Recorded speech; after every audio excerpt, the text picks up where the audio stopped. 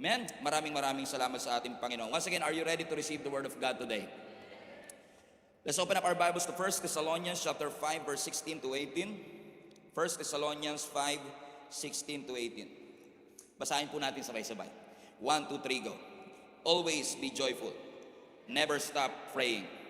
Be thankful in all circumstances, for this is God's will for you who belong to Jesus Christ. Ang ganda ng tunog ninyo. Basahin uli natin.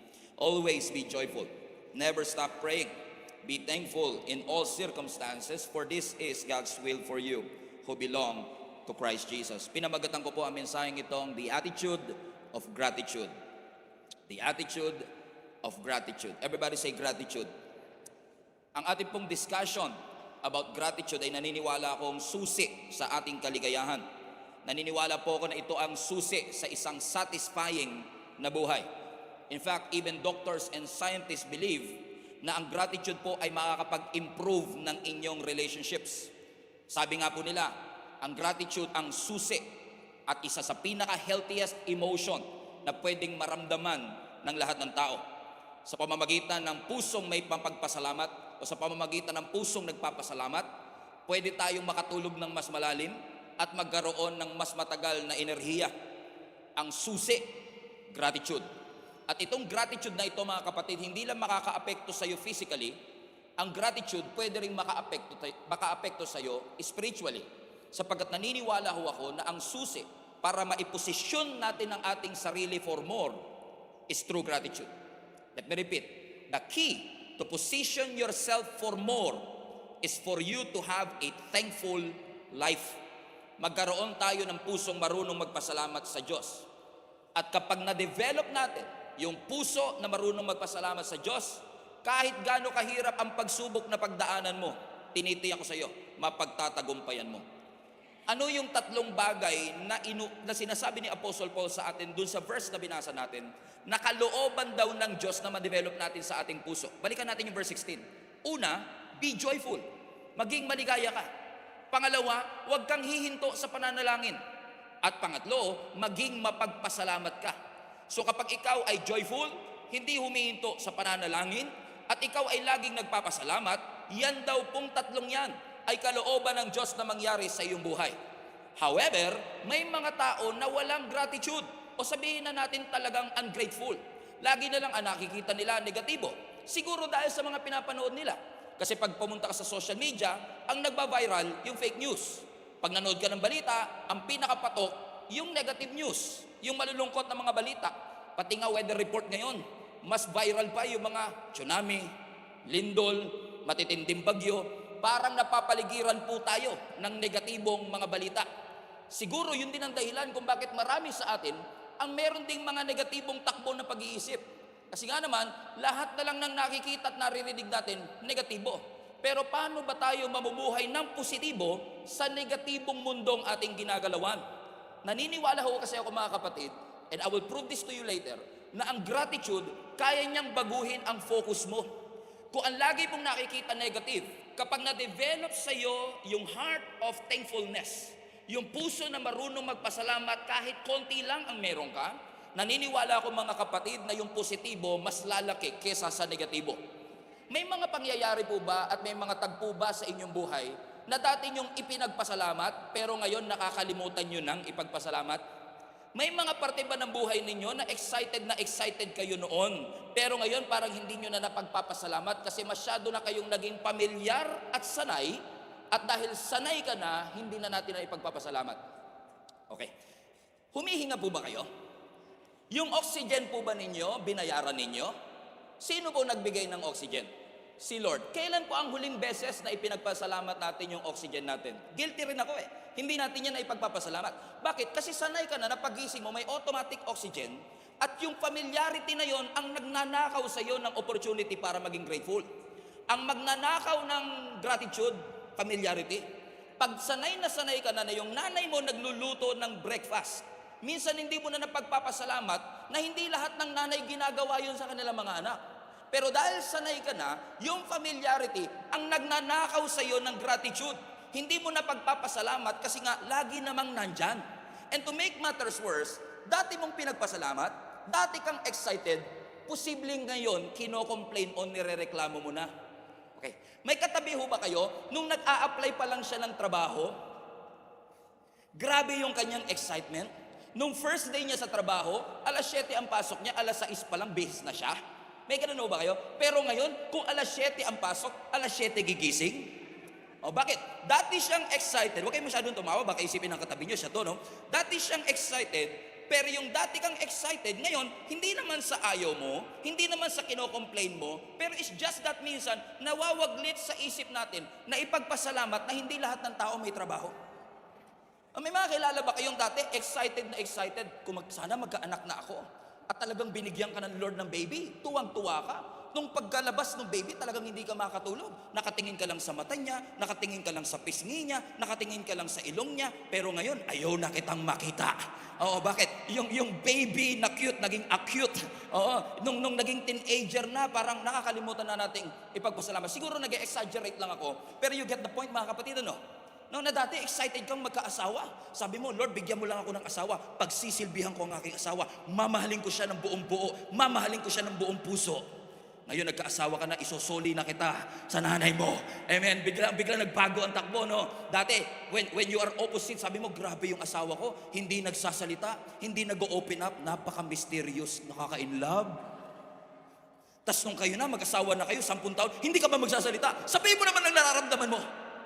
All of a sudden, you are becoming ungrateful towards it. Pinangarap mo noon, ipinanalangin mo noon na ikaw ay gamitin ng Panginoon to lead other people for the Lord. Na gamitin ka ng Panginoon to lead people, na maging leader ka. Pinag-pray mo yung position for leadership at nung binigay na sa iyo, you are now trying to despise it, or sometimes complain about it. Excited ka before, pero dahil sanay ka na ngayon, nagiging ungrateful ka patungkol sa bagay na ito. Sabi mo sa katabi mo, pakiramdam ko ikaw magiging topic today. Okay, I feel it. Everybody say gratitude. Put that in the chat. Everybody say gratitude. Now, kahit hindi ko na po i-define ang gratitude, napansin niyo, no? Kahit nasabihin lang natin yung gratitude o pagpapasalamat, alam na halos natin, nagkakaintindihan tayo pagdating sa gratitude, right? So we understand what gratitude is, pero ipa-define natin. I-define mo nga, kapatid, ano nga ba ang gratitude? Ano when I ask and I challenge myself, oo nga, no? Naintindihan ko yung gratitude, pero parang ang hirap i-define ng gratitude. Kasi tayo minsan, kapag sinabing mapagpasalamat, ang unang pumapasok sa isip natin kapag gratitude, marunong kang magsabi ng thank you. Tama? Kasi kapag mapagpasalamat ka, dapat marunong kang mag-thank you. And totoo naman, kasama ang pagte-thank you sa gratitude, but gratitude is more than just saying thank you. In fact, sabi ni Rick Warren, ang gratitude daw po is a constant mindset of thankfulness. Politiko, ang sabi ni Rick Warren, gratitude is a constant mindset of thankfulness. Hindi lang ako nag-thank you ngayon, kundi constant mindset na anuman ang tignan ko, anuman ang makita ko, meron akong constant mindset na lagi akong makakakita ng bagay na maipagpapasalamat sa Diyos. Kasi sa gratitude, you can make a poor man rich. Sa ingratitude, you can make a rich man miserable. That's the difference between gratitude and ingratitude. Kaya nga last Sunday, naalala po ninyo, ang pinag-usapan natin is how can we praise from a painful place. Kasi madaling magpasalamat at magpuri sa Diyos kapag maganda ang sitwasyon. Masarap ding magpuri sa Diyos kapag tapos na yung problema at yung bagyo. Pero ang malaking tanong, kaya po ba nating magpasalamat sa Panginoon kahit nasa gitna pa lang tayo ng matinding pagsubok? Kaya ba nating magpuri sa Diyos at magpasalamat kahit na ano ang sitwasyon ng ating buhay? Ano ang tinuturo sa atin ng Biblia? Sabi ng Psalm 103 verse 1-5. Let all that I am praise the Lord. With all my heart, I will praise His holy name. Let all that I am praise the Lord. May I never forget the good things that God does for me. He forgives all my sin. He heals all my diseases. He redeems me from death and crowns me with love and tender mercies. He fills my life with good things and my youth is renewed like eagles. We have so much to be thankful for sa ating Panginoon. Napakarami ho natin dapat ipagpasalamat sa ating Panginoon. At kung wala ka mang maisip na kahit isa, na maipagpapasalamat sa Panginoon. Let me remind you this. Lahat tayo deserve natin na mapunta ng impyerno, but Jesus purchased our way out para tayo ay mapunta ng langit. Niredeem ka niya, pinatawad ka niya. And in case makakalimutan mong magpasalamat na ang Diyos natin ay mabuti, let me remind you, lahat tayo deserve natin mapunta ng impyerno, pero sinagip tayo ng ating Panginoon. Baka masyado lang tayong pamilyar na hindi na natin ito maipagpasalamat. I was reading an article the other day, at sabi ho nila, there are an average of 130,000 airplane na naglaland araw-araw safely. Araw-araw sa buong mundo, 130,000 na eroplano ang safe na nakakalapag. Pero ang nalalagay lang sa balita, yung nag-crash, yung nag-overshoot sa runway. Pero even as I speak, may naglaland na airplane at yung mga taong yun nagpapasalamat, but sometimes hindi natin napapansin kasi sanay naman tayo na laging may lumalapag na safe. Ito'y paalala sa bawat isa sa atin na baka may mga pangyayari at may mga circumstance sa buhay natin dahil araw-araw natin nakikita, hindi natin maipagpasalamat sa ating Panginoon. We ought to give thanks to the Lord for He is God, and we ought to give thanks to the Lord for He is good. Since He is God and He is good, we ought as a Christian to thank the Lord. Everybody say, praise Jesus. At wala na po sigurong illustration pa o story pa sa Biblia that best describes the subject that we are talking about. And that is the story of the 10 lepers.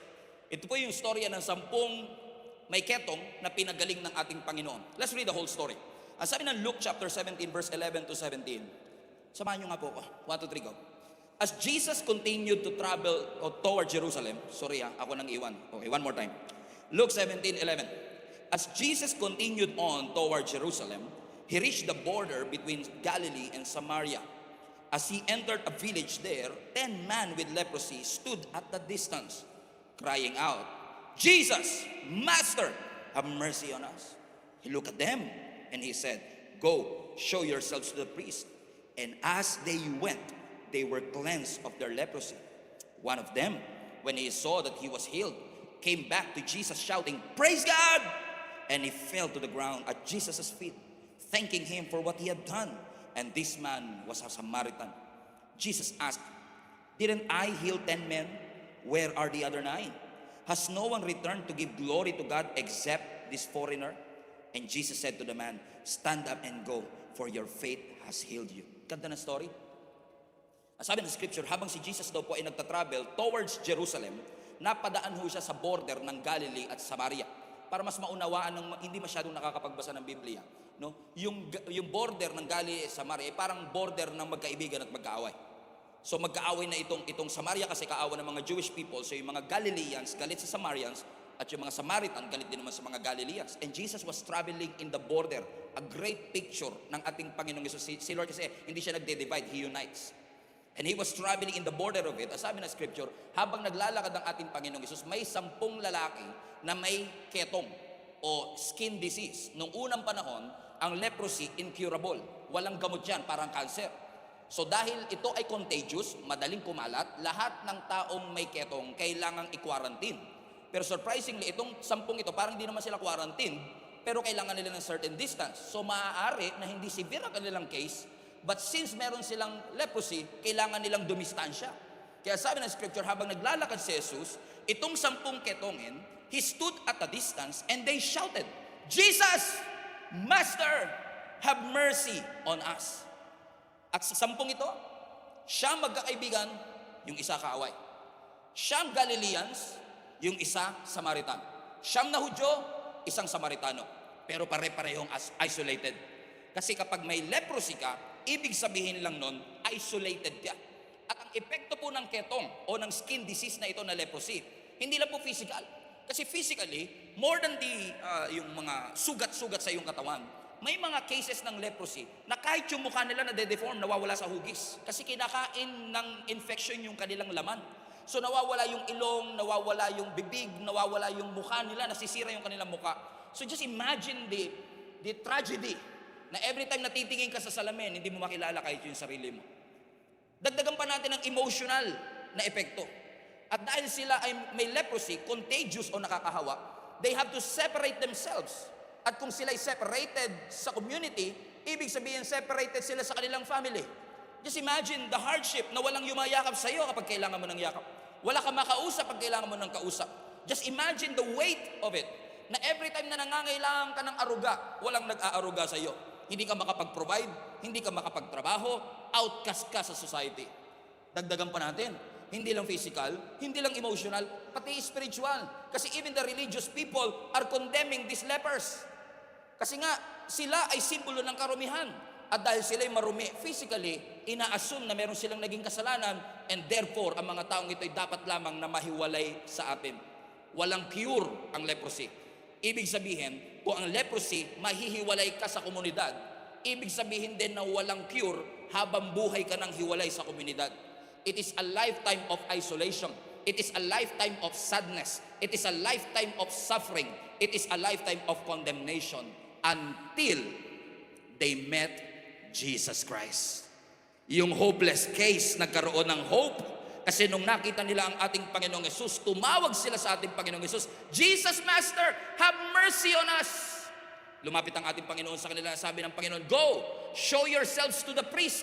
Ipakita ninyo ang inyong mga sarili sa mga priest, sapagkat yung mga priest lamang pwede mag-declare sa kanila na malinis. Ano ang sabi ng scripture? Kahit na hindi nila nakikita yung progress, kahit hindi sila nakakakita ng kagalingan, sumunod sila sa Panginoon. At sabi ng scripture, as they went, habang sila'y naglalakad papunta sa priest, pinapagaling sila ng Panginoon. Hindi instantaneous ang healing, yung healing progressive. Pero ang sabi ng scripture, kada hakbang nila, binabalik ng Lord ang kanilang mukha. Kada hakbang nila, bumabalik yung kanilang balat. As they went, they were healed. As they went, patuloy silang pinapagaling ng Panginoon. Ibig sabihin, yung healing o yung pagpapagaling ng Diyos, motion activated. Kung hindi sila hahakbang, hindi sila makakaranas ng kagalingan. Could it be na maraming mga blessing at answered prayer ang hinihingi mo sa Panginoon na kaya hindi mo makuha kasi motion activated yung mga blessing na ito, na kailangan mo mag-step up, na kailangan mo mag-step out, na kailangan mo sumunod sa Panginoon for you to receive the blessing that God has for your life? Ibig sabihin, every step na hahakbang nila, kada hakbang nila, yung sitwasyon nila bumubuti. Kada galaw nila, pinapagaling sila. Kada lakad nila, binabago sila. Kada move nila, they get better. Bumabalik yung kanilang balat, bumabalik yung kanilang muka, bumabalik yung kanilang ilong, pero yung siyam, hindi bumalik sa Diyos. Sabi ng scripture, nung na-realize ng 10 na gumagaling sila, isa lang ang bumalik at nagpasalamat sa ating Panginoon. Bakit kaya 10% lamang ang bumalik sa Diyos? Siguro yung isang tao na ito na bumalik sa ating Panginoon, nung nakita niyang unti-unting bumabalik yung kanyang balat, nung nakita niyang unti-unting bumabalik ang kanyang muka, nung nakita niyang bumabalik ang kanyang ilong, sinabi siguro niya sa kanyang sarili, masyadong mabuti ang Diyos sa buhay ko para hindi ako bumalik sa Diyos at magpasalamat sa lahat ng bagay na ginawa ng Diyos sa aking buhay. Masyadong tapat ang Panginoon sa aking buhay para hindi ako magsimba linggo-linggo. Masyadong mabuti ang Diyos sa akin para hindi ako matutong manalangin at magbasa ng kanyang mga salita. Because of God's faithfulness, it will enable you to go back and praise the Lord for everything that He has done. And watch this. And surprisingly, ang sabi ng verse 17, pagbalik ng lalaking ito, bring it back. Ang sabi ni Jesus Christ, hindi ba 10 ang aking pinagaling? Didn't I heal 10? Where are the other 9? Sabi natin, Panginoong Hesus, di ba 10 kayong gumaling? Pero bakit iisa lamang ang bumalik para magpasalamat? Parang sinasabi ng Panginoon sa kanila to, hindi sa inyo, wag niyong sarilinin na, baka sipin niyo kayo to. Parang sinasabi ng Panginoon sa kanila, paano nangyari na tumanggap ka ng blessing? Paano nangyari na yung siyam tumanggap ng blessing pero hindi bumalik at nagpasalamat? Parang hindi ma-reconcile siguro ng isip, no? Na parang paano nangyari na siyam yung gumaling pero isa lang yung bumalik? How can you be so blessed and not be grateful to the Lord? Paano nangyari na pinagpala ka ng Diyos? Paano nangyari na binigyan ka niya ng trabaho? Paano nangyari na binigyan ka niya ng anak? Paano nangyari na hindi ka nauubusan ng pagkain sa refrigerator mo? Paano nangyari na limang beses ka kumakain sa isang araw? Paano nangyari na hindi ka nawawalan ng trabaho and yet you're still ungrateful? How can you receive such blessing from the Lord and still be silent about it? How can you be so blessed and not be vocal about it? You know, every Sunday that we come to church, lagi namin sinasabi sa iyo, let's praise the Lord. Let's give thanks to the Lord. Not to manipulate you to praise, not to manipulate you to give, not to manipulate you to give that thanks to the Lord. Because ang thanksgiving, o ang pamumuhay ng pagpapasalamat, you cannot manufacture it sa buhay ni ba. Hindi ka, bigay ko sa ito, pasalamatan mo ang Panginoon. You cannot do that. But what we can do is this. When we say praise the Lord, we are reminding you, pinapaalala po namin sa inyo, na tignan po ninyo ang inyong buhay. Look at your life and see all the great things that God has done in your life. Na kung paano ka nakarating sa tagpong ito. Na noong 2020, akala mo hindi ka makakasurvive. Noong 2021, takot na takot ka sa second wave ng COVID. Na noong 2022, hirap na hirap kang ibalik yung negosyo mo. Noong 2023, muntik na malugi ito. Pero noong 2024, nandito ka pa rin. At ngayon, September 1 na, Merry Christmas na naman. Mag-Happy New Year na naman tayo. And you're still alive. You're still here. And you're still serving. Is there anybody here na hindi magpapapigil sa ating Panginoon na pasalamatan siya sa lahat ng kanyang kabutihan? Nasaan ang siyam? Sigawan mo ngayon katabi mo, sabi mo, nasaan yung siyam? Asa na nga ba yung siyam na yan kasi? Ano ba, spekulasyon ko lang ha? Siguro yung siyam, tumuloy dun sa priest. Pina-check nila yung kanilang case. Oo nga no, clean na ako. Malinis na ako. At dahil siguro malinis na sila, na-miss nila yung yakap ng kanilang pamilya, na-miss nilang makapagtrabaho, bumalik sila sa kanilang pamilya, bumalik sila sa kanilang trabaho, na hindi masama. Pero nakalimutan muna nilang unahin na magpasalamat dun sa nagbigay sa kanila ng kagalingan. Amen? Naka-receive pa rin sila ng blessing. Gumaling pa rin sila sa ketong. Pero tingnan nyo to. Pero yung bumalik kay Jesus, may bonus. Okay? Kasi ang mga taong grateful, may bonus. Hallelujah. Amen. Ano ang bonus? Ang sabi ng verse 19. Nung bumalik yung nag-iisa na nagpasalamat sa Diyos, na Samaritan by the way, ang sabi ng ating Panginoon sa kanya, stand up and go. Kasi lumuhod siya sa harapan ng Panginoon, Lord, thank you, salamat po. Ang sabi ng Panginoon, stand up, tumayo ka, and go. For your faith has healed you. Everybody say healed. Pastor, di ba lahat naman sila healed? At totoo naman lahat sila gumaling. Pero the secret is in the Greek.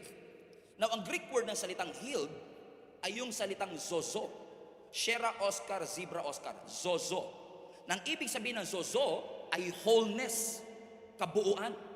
So, hindi lang physical healing, may emotional healing, may spiritual wholeness. Yung siyam, gumaling physically. Pero itong isa na bumalik, hindi lang physical healing. Nagkaroon ng emotional restoration, nagkaroon ng spiritual restoration. Ibig sabihin, yung grateful, mas maraming tinanggap kesa sa ungrateful. So, ibig sabihin, kapag tayo pala ay marunong magpasalamat, ipinuposition mo ang sarili mo for more. Now, madaling sabihin, I want more. But do you position yourself for more? Kasi every time you give thanks to the Lord and you live a thankful life, you are positioning yourself for more that God has in your life. Hallelujah. How many among you wants to position yourself for more? Everybody say more. Put that in the chat. More. Sino sa inyo gusto ng more? Dapat maging thankful. Ang tanong, paano maging thankful? How can I develop a thankful life? Number one, based on this text. Number one, if you want to live a thankful life, you must open your eyes. Sabihin mo sa katabi mong tulog na. Open your eyes. Okay, open your eyes. Ano ang sabi ng verse 15? Nung naglalakad na ho sila pabalik sa priest, sabi ng scripture, yung isa sa kanila, tingnan mo, siyam silang pinagaling pero isa lang yung nakakita. One of them, when he saw that he was healed, he came back to Jesus shouting, Praise God! Lahat sila gumaling, pero siya lang nakapansin. Hindi ka kasi talaga makakapagpasalamat pag hindi mo napapansin. Yung mga bagay na dapat mong ipagpasalamat. Salamat sa Lord sa 6-digit na laman ng bank account mo. Salamat sa trabaho mo na sumusweldo ng 6-digit. Salamat sa business mo na may 3 branch. Pero may mga bagay pa sa buhay mo na kahit wala kang business, kahit wala kang sasakyan, kahit wala kang bahay, kung bubuksan mo lang yung iyong mata, marami kang maipagpapasalamat sa Panginoon. Kasi po ang gratitude, it will allow you to see the circumstance in a different light. Binabago ng gratitude yung focus mo from problem to problem solver. Dati lagi ka nakatingin sa problem, pero pag may gratitude ka, nakatingin ka na sa problem solver. Dati kung hindi ka grateful, nakatingin ka lagi sa sickness. Pero yung gratitude, itutuon ka niya sa healer. Dati nakatingin ka sa lack, ngayon nakatingin ka sa provision. Dati lagi mo nakikita addiction. Ang pinapakita ng Lord sa'yo, freedom. Paano nga ba tayo magpapasalamat sa Panginoon? Let us learn to acknowledge. Open your eyes. Hindi mo nakuha yung promotion, pero buksan mo ang mata mo. Marami pang ipagpapasalamat. Alam kong hindi na-approve ang visa papunta ng Canada, pero buksan mo ang mata mo. Marami pang opportunity sa paligid mo. Alam kong hindi okay ang sitwasyon ninyong pamilya, pero buksan mo ang mata mo. Opportunity ito for restoration and reconciliation. God is opening up doors. Kailangan mo lang buksan ang iyong mga mata. Nga lang, pag lagi kang inggit, nakapikit talaga. Di ba? Sabi nga, pag inggit, pikit. O talaga, pag inggit ka, nakapikit ka lagi. Hindi ba? O di ba? Kailangan buksan mo. Ang kalaban ng gratitude, inggit. Ang kalaban ng gratitude, comparison. Masaya ka naman doon sa ulam mo nung nakita mo nag-push yung isa, steak na naman siya. Ako barbecue steak. Steak. Comparison, narcissism, cynicism, pessimism, lahat na lang. Lahat ng to, hinahadlangan po ang puso mo na makapagpasalamat sa ating Panginoon. This kind of mindset na lagi kang naiinggit, this kind of mindset na lagi po tayo nagkukumpara is knocking out the gratitude in your heart. Nakikreate pa yan ng entitlement sa atin. Alam mo, naniniwala po talaga ako. Ako I'm a strong believer na kapag ang tao entitled, feeling entitled, hindi siya talaga grateful. Oh, kasi kapag hindi ka grateful, parang feeling mo lahat ng mga bagay na meron ka, deserve mo naman kasi pinaghirapan mo eh. For example, niregaluhan ka. Tulad ngayon, September na. Ako pa naman, all year round, tumatanggap ako regalo eh. Any month, any day. Kayo din, no? Kayo rin. Okay? Pero tignan mo, sa Pasko, no, pag-iisipan mo yung regalo mo doon sa taong yun, ano kaya re-regalo ko sa kanya? Tapos nung niregaluhan mo na, sasabihin pa sa'yo, finally, niregaluhan mo rin ako. Di ba parang nakakainis? Di ba? Parang pinag-isipan ko, tapos sasabihin mo, finally, parang entitled na entitled siya na, you're too late. Dapat dati mo pa yan ginawa. Nung pre-nomote ka, sabi mo sa boss mo, finally boss, 6 months ko nang inaantay to. Imbis na maging grateful, pakiramdam niya, 6 months ahead pa dapat nangyari ito sa kanya, at dahil 6 months late, hindi ko na ipagpapasalamat, late na siya eh. May entitlement mentality, kaya hindi tayo nakakapagpasalamat sa ating Panginoon. Listen to me, marami pong bagay sa buhay mo. Buksan mo lang ang mata mo, maipagpapasalamat mo sa Diyos. Amen po ba mga kapatid?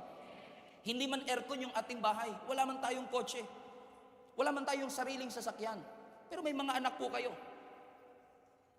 May nakakain tayo araw-araw. Yung iba nga mayat-maya pa, hindi lang araw-araw, maya-maya.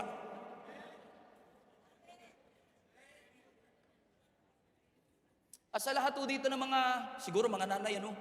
O kaya mga tatay na rin, pati mga anak na rin. Di ba minsan nagagalit tayo, galit na galit si mama natin. Yung mga plato hindi nyo naman inugasan, yung mga kawali, nandyan na naman nakatiwangwang, ang kalat-kalat naman ng kusina. Parang kung ikaw talaga, pag nakita mo yung kusina, di ba? Talagang 3 araw na di nahuhugasan yung kawali, talagang maiinis ka talaga, no? Pero, sinasabi ko nga sa inyo, hindi mo naman i-deny, hindi mo naman sinasabi maging tamad ang tao, hindi mo naman sinasabi, pero ang sinasabi mo lang, kesa sayangin mo yung enerhiya mo, na magreklamo dahil marumi ang kitchen. Isipin mo na lang, kaya marumi yan kasi nagluto kayo. So kung nagluto kayo, may niluto kayo. So kung may niluto kayo, may pera kayong pambili ng ipanluluto. So kung may pera kayong pambili ng pagluluto, may provision ng Panginoon. So saan ka mag-focus? Doon sa maruming kitchen o sa provision ng Panginoon? Wala na magre-reklamo dyan. Mamaya pagdating nyo ng bahay, ang dumi na naman ng kusina, pero thank you Lord, nag-provide ka.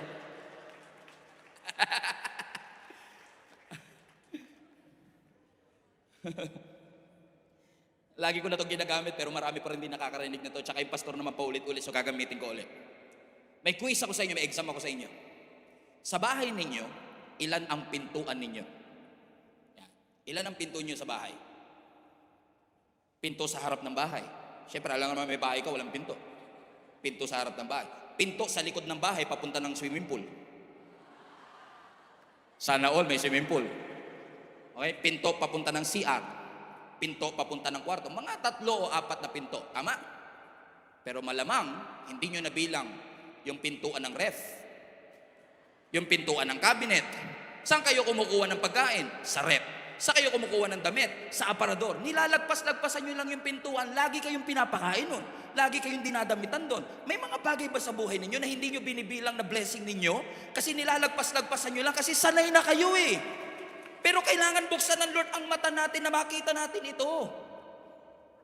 Be thankful. Ito mahirap tanggapin. Matuto po tayong makontento. Tinuturo po ng Biblia yan. Matuto tayong makontento. Hindi ko sinasabing huwag ka nang mangarap. Hindi ko sinasabing huwag ka na magplano at maging tamad na lang. Pero kung ito talaga binigay lang ni Lord sa season na to, Magtrabaho ka pa rin, pero kung hanggang dun lang talaga muna, magpasalamat. Maging grateful. Dahil kahit na minimum wage ang sinusweldo mo, kapatid, or somewhat a little below the minimum wage, at some point may mga tao pa rin walang trabaho. So blessing pa rin ni Lord. Ang sabi nga ni Apostle Paul sa Philippians chapter 4 verse 11, I'm not saying this because I'm in need, for I have learned to be content, whatever the circumstances. I know what it is to be in need, and I know what it is to have plenty. Sa Tagalog, alam ko yung may walang pera, pakiramdam ng walang pera. Alam ko rin yung pakiramdam ng maraming pera.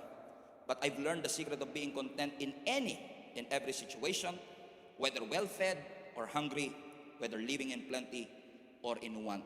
Learn to be content.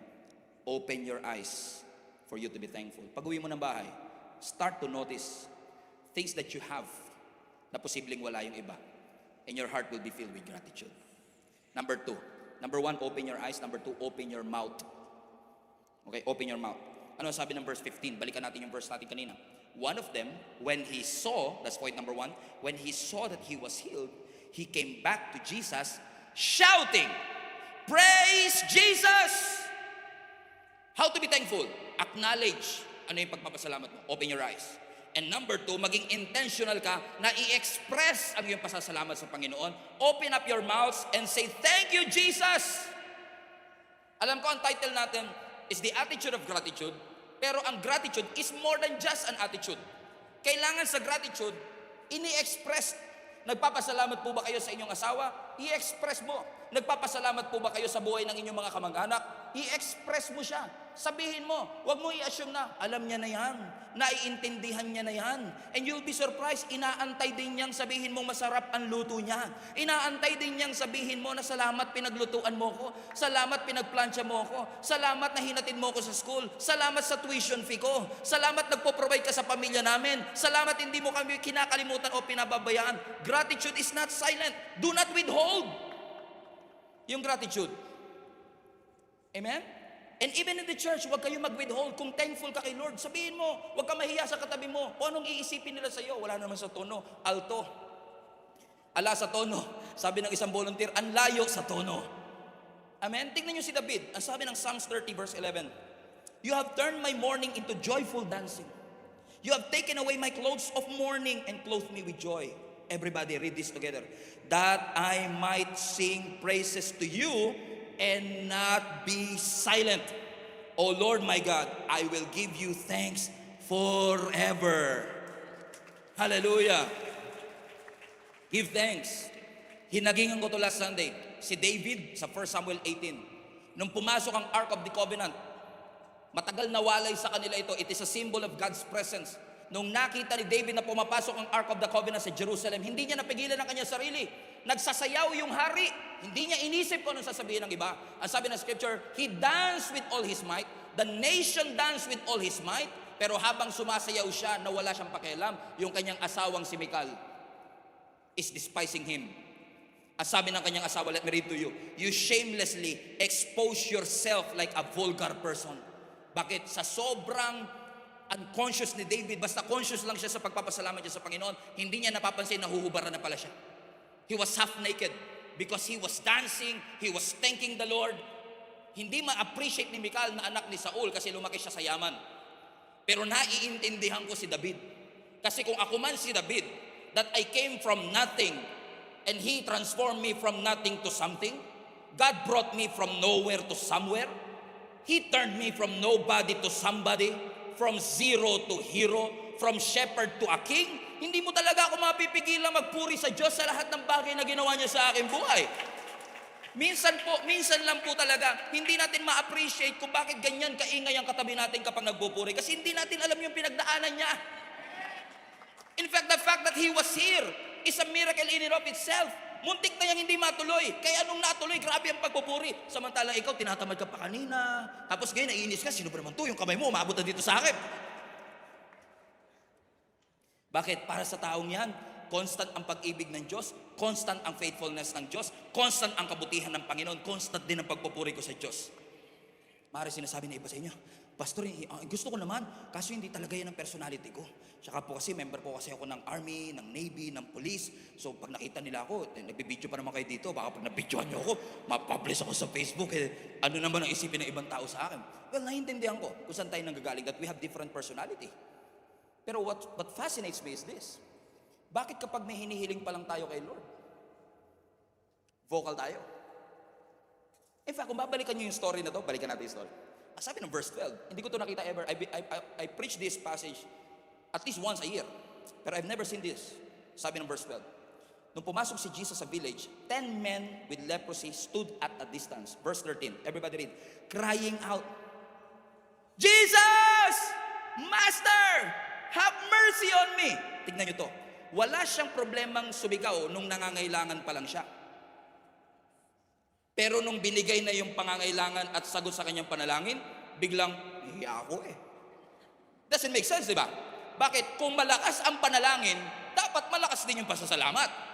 Di ba? Kung wala tayong hiya kapag tayo ay, kung hindi tayo nahihiya, hallelujah. Kung hindi ka nahihiya na manalangin sa Panginoon, lumuhod sa Panginoon, gumapang sa Panginoon, Lord, ibigay niyo po. Lord, pagalingin niyo po ako. Lord, ibigay niyo po yung promotion. Kung hindi tayo nahihiya nung nananalangin pa lang tayo, mas lalong hindi tayo mahihiya kasi ngayon sinagot na ng Diyos ang ating mga panalangin.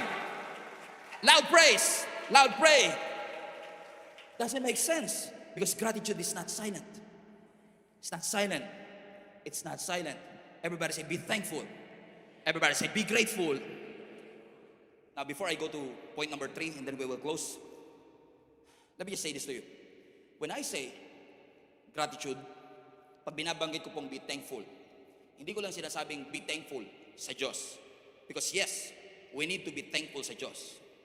Pero kung tayo ay nagpapasalamat sa Diyos, sana po matuto din tayong magpasalamat sa ginamit ng Diyos. Hindi lang sa Diyos, kundi sa ginamit ng ating Panginoon. Amen? Salamat sa Panginoon na kumain ka sa restaurant. Pero salamat, Lord, sa ginamit mong waiter para maghatid ng aking kakainin. Lord, salamat sa kagalingan, pero salamat din po sa mga doktor at mga nurse na ginamit mo para i-facilitate ang aking operasyon. Bakit? Masarap magpasalamat sa Panginoon sa lahat ng blessing na natatanggap natin, pero marunong ba din tayong magpasalamat sa mga taong ginagamit ng Diyos para dalhin sa atin yung blessing na maaaring hindi natin deserve? Tandaan po ninyo ito. Gumamit ang Diyos ng tao para dalhin ka sa kung saan ka man naroroon ngayon. May mga taong nananalangin sa'yo, may mga taong nagme-mentor sa'yo, may mga taong nagli-lead, nagga-guide para ikaw ay mapalapit sa ating Panginoon. May mga leader na nagsakripisyo ng kanilang pamilya, ng kanilang buhay, ng kanilang karir para tulungan kang mapalapit sa ating Panginoon. So let's give a second, mga kapatid, para pasalamatan natin ang mga leaders and volunteers ng ating simbahan for all the incredible things that they've been doing. Sa lahat ng mga volunteers ng ating simbahan who tirelessly working week in and week out to facilitate our Sunday worship experience. When you come to church and when you experience Jesus through this church, salamat sa Diyos. Pero salamat din na bago kayo dumating dito, 6 o'clock in the morning may dumarating na rito para ihanda yung services natin. Para pagdating natin, malinis yung ating worship hall. Mabango yung ating worship hall. Yung children's church natin hinahanda. Yung upuan pinapantay. Yung sound binubuksan. Yung graphics hinahanda. Yung camera binubuksan. Nag-contribute din po sila para sa bagay na na-experience din po natin. So thank God for what He has done. But thank also for these people na ginamit ng Panginoon para maranasan ko ang kanyang presensya. Amen? Everybody say, be grateful. Everybody say, be thankful. So kung may kilala kang leader o volunteer sa katabi mo, sa paligid mo, sabihin mo sa kanya, thank you, maraming salamat. Thank you. Salamat sa Panginoon. Be grateful. And last, and I will close with this, pinakamaiksi sa lahat ng point. Number 3. Number 1, open your eyes. Number 2, open your mouth. Number 3, bend your knees. Bend your knees.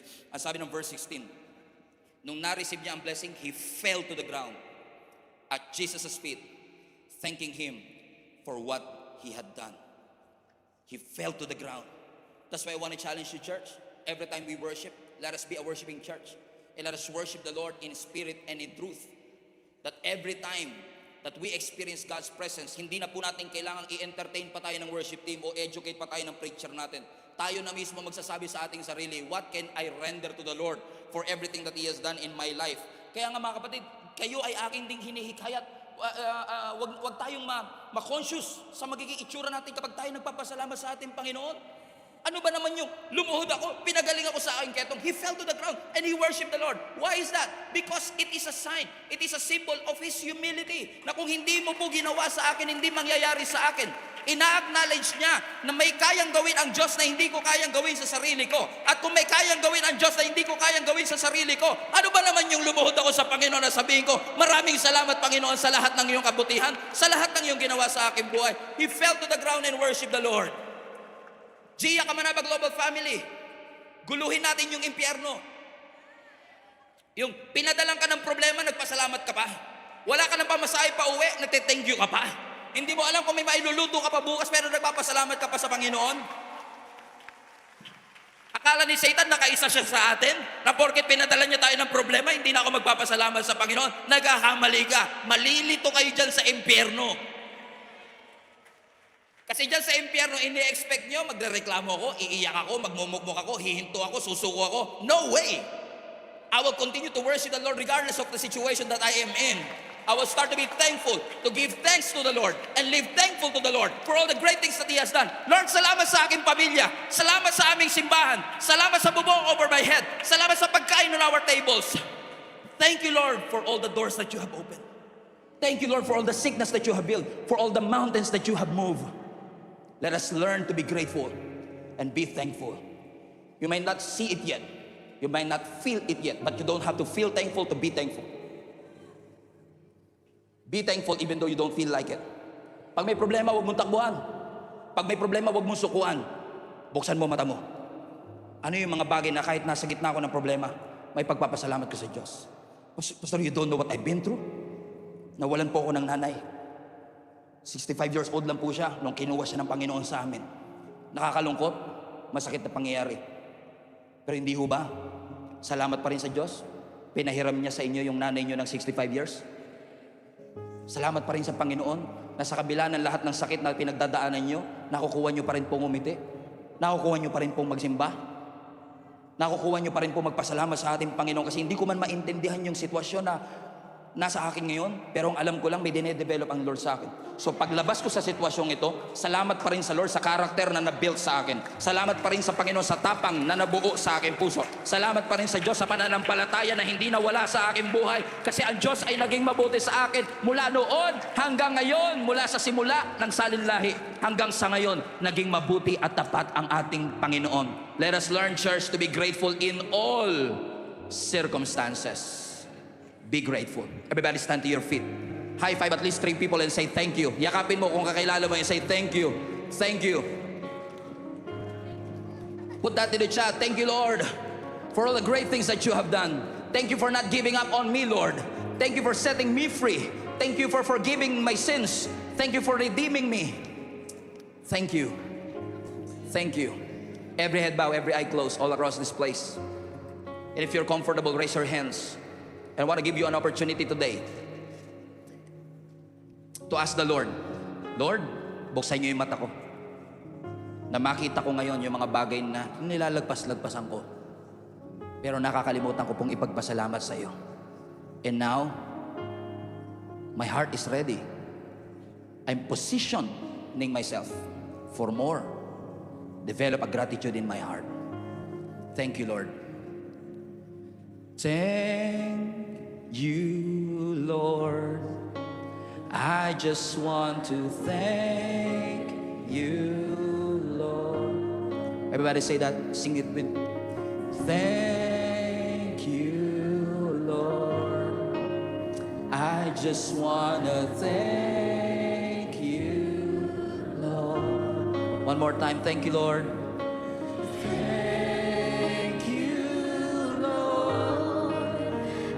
Just want to thank you, Lord. Thank you, Lord.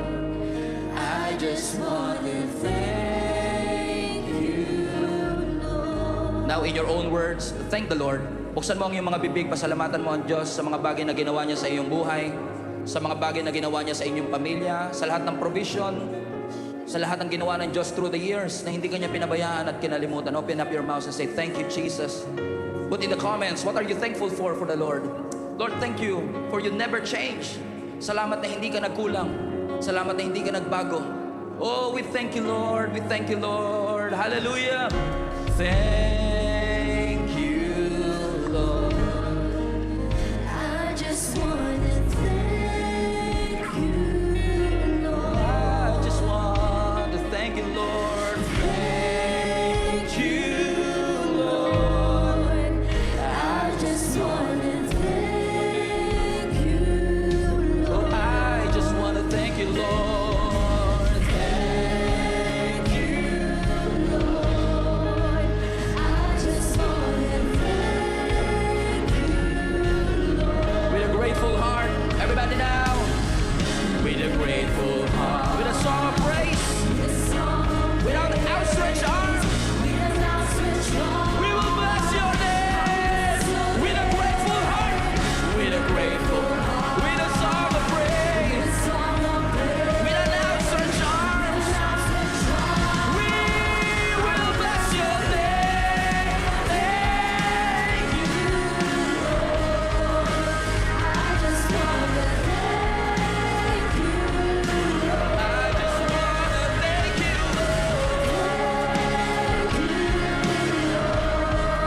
and I just wanna thank one more time, one last time. Thank the Lord for His Thank you, Lord.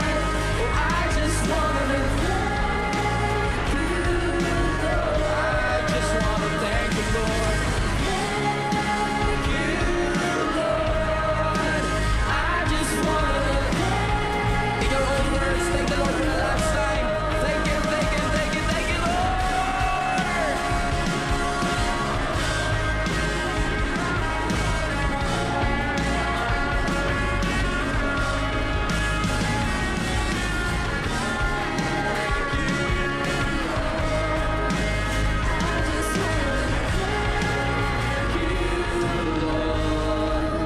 Thank you, Lord. We thank you so much, Lord, for all the great things that you have done. Thank you, Lord God, for reminding us and developing a heart of gratitude, Panginoon, sa aming mga puso ngayon. Salamat, Lord, sa mga blessing na binigay niyo po sa amin.